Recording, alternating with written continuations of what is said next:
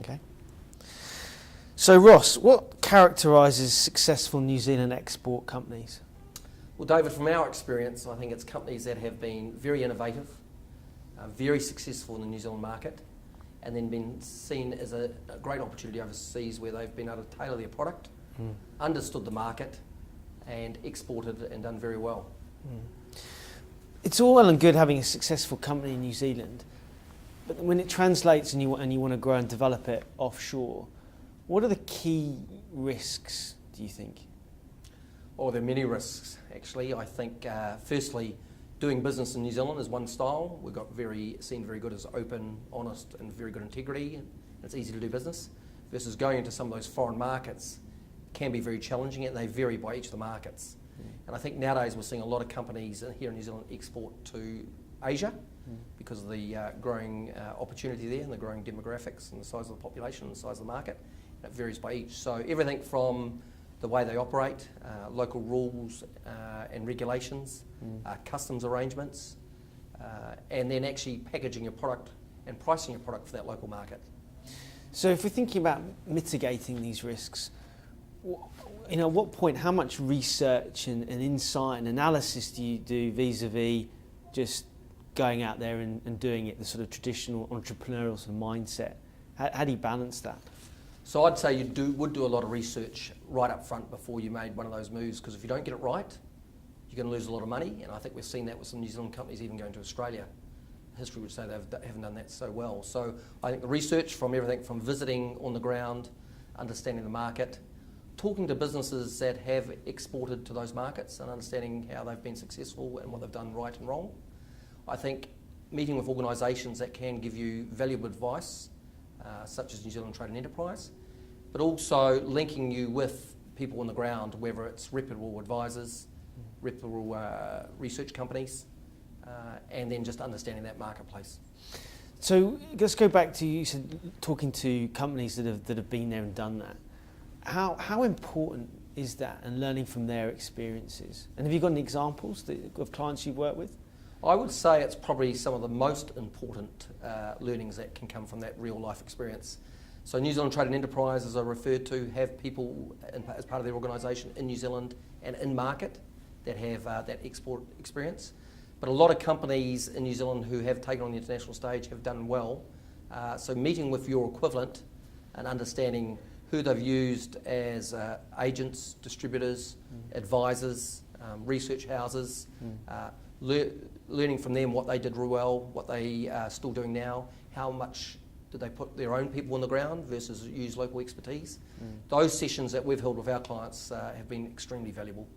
And going back to that, how much you use local people on the ground versus using people from New Zealand and moving them over. Do you have a view on that? Because it's again a balancing act, because you've got to let go of some of that sort of power control, but then you don't want to create many sort of autocracies in these different countries that you're going to. Have you got a view on that?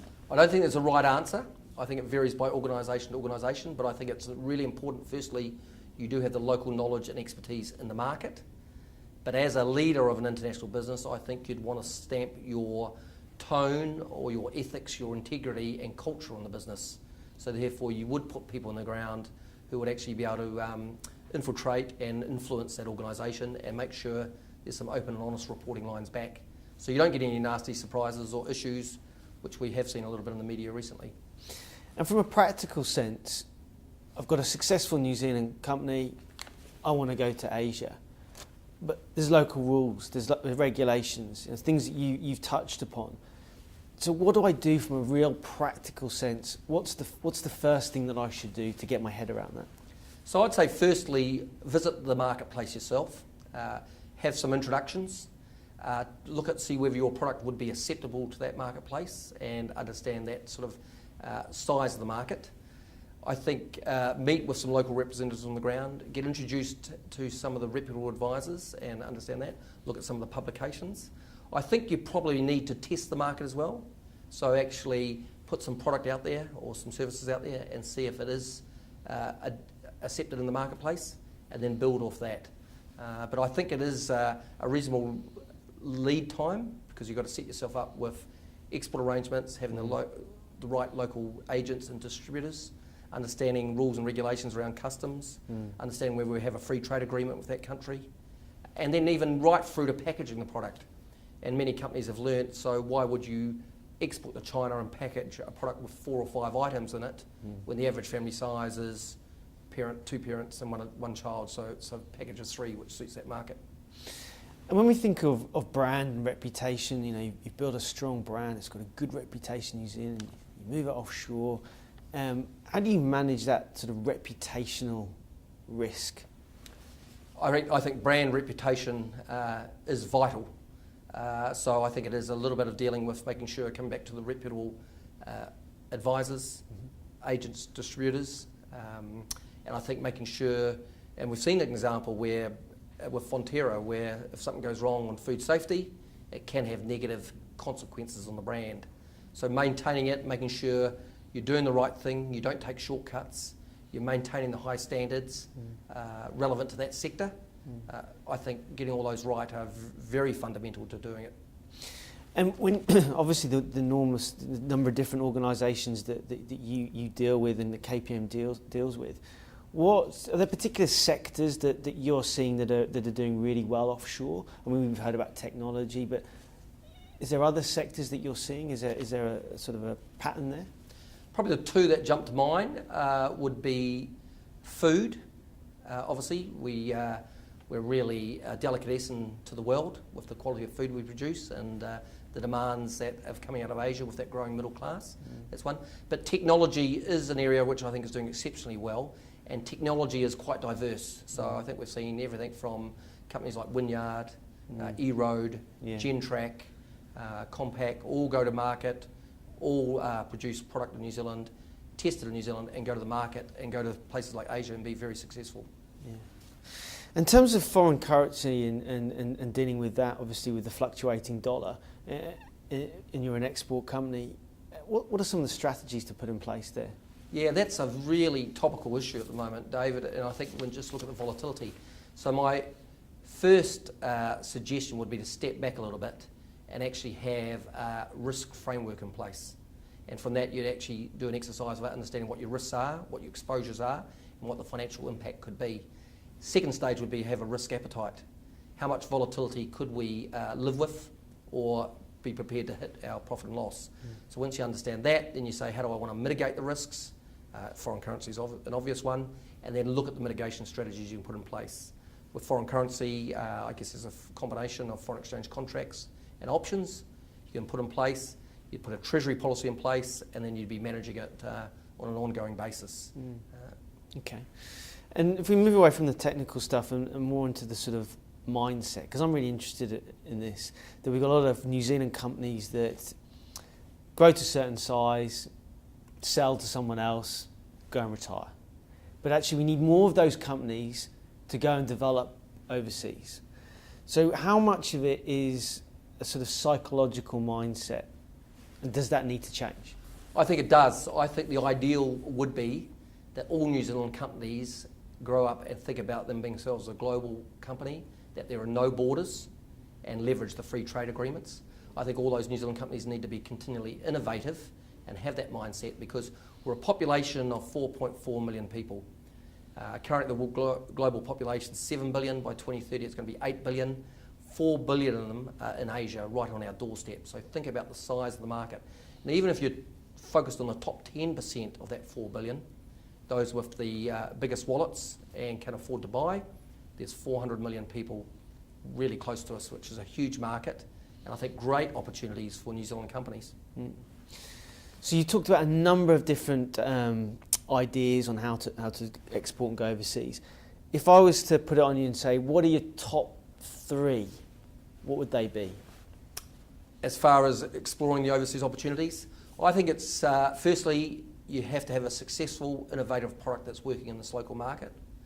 You need to go and do your market research, have a very clear strategy.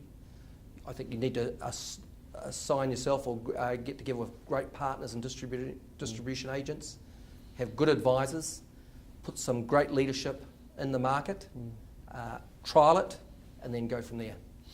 And finally, from obviously we know that to develop a successful business often involves networks and contacts and developing that, and then you've got to then take that overseas. So have you got any advice around how businesses should do that, how they can tap into contacts and networks? Any advice? Well, I think it's really important to leverage the networks. I think there's a few mechanisms that obviously, as I mentioned earlier, New Zealand Trade and Enterprise I think has a great network infrastructure. I think some of the large professional services firms have very good networks and infrastructures. CPA Australia with their presence in Asia could also produce some really good contacts and interactions. And I think then come back to those companies that have gone from New Zealand, gone into those markets, been successful, and leveraging some of those relationships. Great. Good. I think that's great. Yeah. Okay. So I'm rolling, guys. Whatever you're ready. And there might be another one if you wanted to. That's a good point, because you must get... Okay, last the wheels and roll. So Ross, New Zealand company looking to go overseas, what's the actual cost of this? I think expanding and going offshore can be very expensive, and if it doesn't work out, it's lost money. So I think companies need to not only see that they've got a successful product here in New Zealand, they need to look at what sources of funding they can get through people like New Zealand Trade and Enterprise or Callaghan Innovation. They need to perhaps then look at how their source of funding can be. And what's really popular at the moment is going to market, doing a IPO, raising funds and telling your story about you're going to take those funds to help you go for global expansion, and because your product offering or your service offering is innovative and it's going to get you that growth on the global stage. Okay, so I've got my funding sorted. I'm going overseas. There's a market that I'm looking at. But what is the strategy to take on that market? As we all know, China's a very big place. Cities are huge. How do you sort of look at that strategy, or any advice around that? That's right. So you've got to undertake that work on having your strategy, but then I think it's what you do in market. Do you have your own distribution network, or do you engage an agent with their distribution network and lose control of it? So there's pluses and minuses. Setting up your own distribution network or buying something, very expensive, but if you go and engage someone and outsource it, you effectively lose control and you can lose a lot of margin. So we are seeing companies in the early stages outsource it and then want to buy it back and have more control over it. Perfect. Great. Perfect. Eddie? Yeah. I like the concise answers. Yeah.